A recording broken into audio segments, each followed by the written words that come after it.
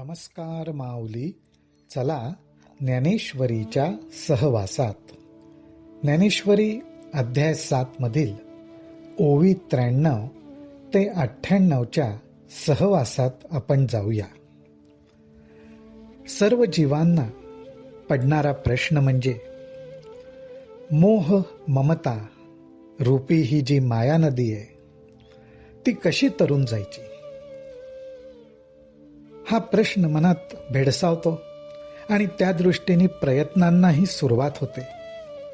अर्थात हे सर्व प्रयत्न स्वबुद्धीच्या स्वबळाच्या जोरावर केले जातात.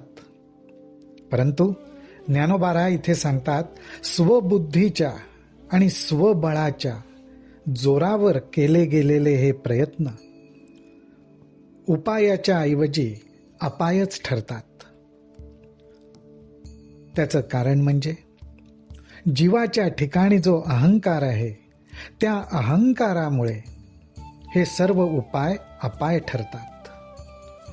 जीवाला साधना तर करायचीच आहे. साधना करणं, उपासना करणं हा तो प्रयत्न आहे. पण साधना आणि उपासनामध्ये अहंकाराचा क्षय होत जातो आणि भक्तिभाव वाढत जातो. ज्ञानोबा त्याबद्दल आपल्याला सांगणारच आहेत. परंतु जे जीव स्वबळाच्या स्वबुद्धीच्या आधारावर ही माया नदी पार करण्याचा प्रयत्न करतात, त्या जीवांचा तो प्रयत्न आणि ते जीव म्हणजे काय, ते जीव हा प्रयत्न करतात म्हणजे काय आणि तो प्रयत्न म्हणजे कसा आहे याचं आता मार्मिक वर्णन ज्ञानोबा करतात.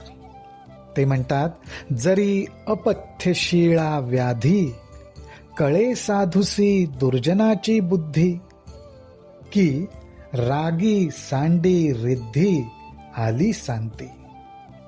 अहो, एखाद्याला आजार झाला तर औषधोपचार केला पाहिजे आणि औषधोपचाराबरोबर पथ्य सुद्धा पाळलं पाहिजे. पण ज्ञानोबा म्हणतात की पथ्य न पाळता आजारपण आटोक्यात जर आलं आणि त्याचबरोबर जणू काही जो मनाने अत्यंत सज्जन आहे, साधेपणाने विचार करणारा आहे, त्याला जर जो दुर्जन आहे, कुबुद्धीचा आहे, ज्याला फसवणूक करायला आवडतं, त्याची बुद्धी जर त्याला कळाली, अर्थात त्याचं मन जर तो ओळखू शकला, किंवा की रागी सांडी रिद्धी आली सांती. रागी म्हणजे जो अत्यंत लोभी आहे, ज्याचं विषयांवर प्रेम आहे, जर का त्याच्याकडे रिद्धी म्हणजे भरपूर संपदा, भरपूर सुख असं जर आलं आणि जर का तो त्याचा त्याग करू शकला, ज्ञानोबा थोडक्यात म्हणतात, ह्या तिन्ही गोष्टी जर अशा घडल्या, कुठल्या तर पथ्य न पाळता आजारपण बरं झालं, लबाडी करणाऱ्याची बुद्धी सज्जन वृत्तीच्या माणसाला समजली, किंवा लोभी माणसाला विषयाचा त्याग करता आला, तरच असं म्हणावं लागेल की आपल्या बळावर ही माया नदी तरून जाता येईल. पुढे ज्ञानोबा अजून काही उदाहरणं देतात.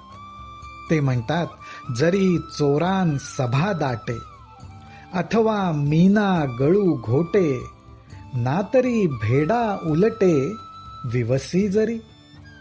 अजून 3 उदाहरणं ज्ञानोबा आपल्या समोर देतात.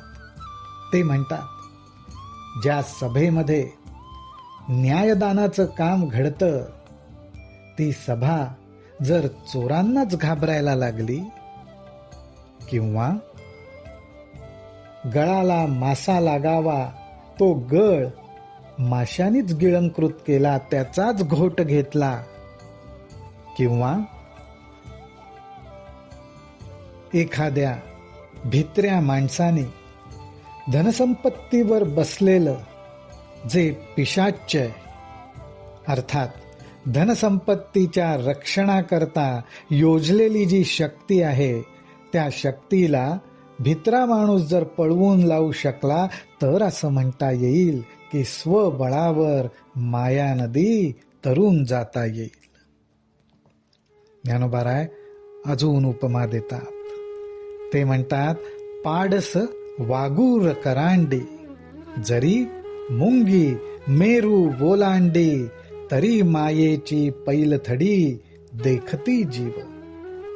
ह्या जीवांना ह्या माया नदीचा पैलतीर पाहणं शक्य आहे, पण ते कधी, जर का एखादं लहानसं कोवळं हरणाचं पिल्लू जाळ्यात सापडल्यावर त्या जाळ्याला जर का ते तोडू शकलं, किंवा एखाद्या मुंगीला मेरू ओलांडता आला, तरच हा जीव आपल्या स्वसामर्थ्याने माया नदीचा पैलतीर पाहू शकेल, असं ज्ञानोबाराय सांगतायत.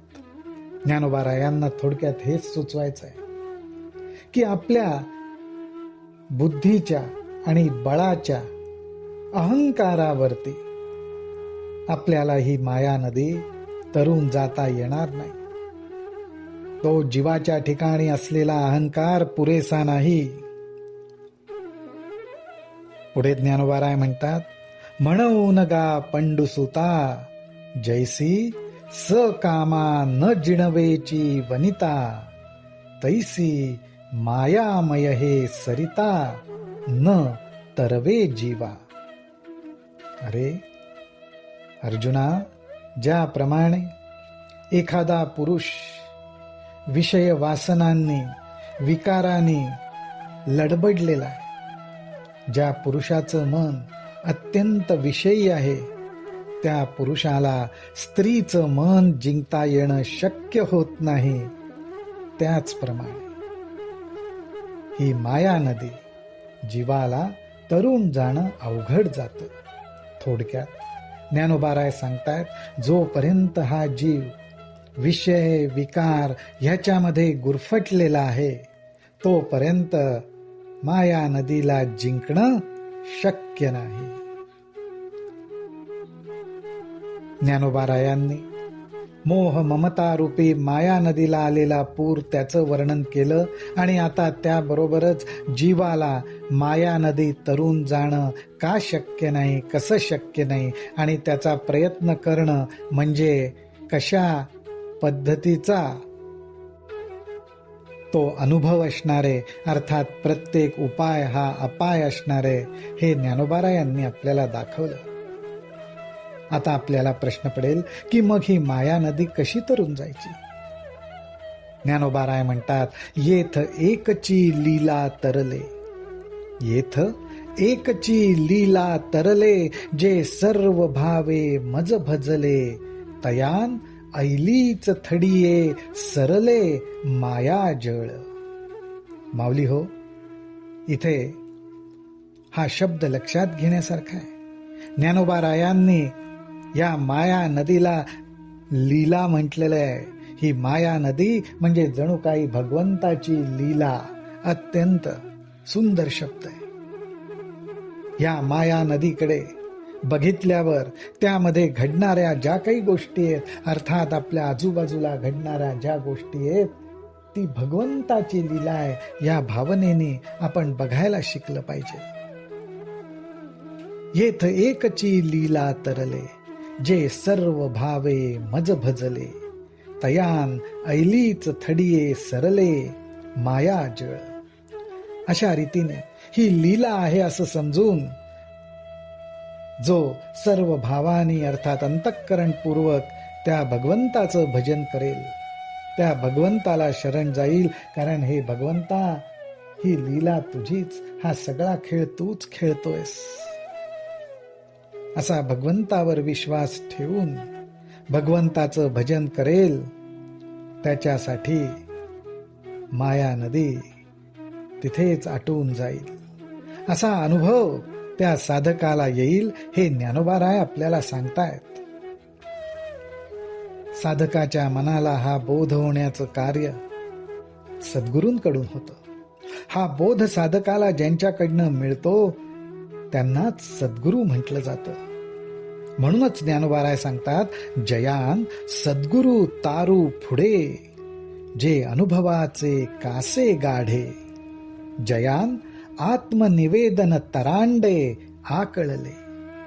या माया नदीतून पार होण्यासाठी ज्यांना सद्गुरू रूपी नावाडी मिळाला, सद्गुरू रूपी नावाडी मिळाला, तो नावाडी कसा?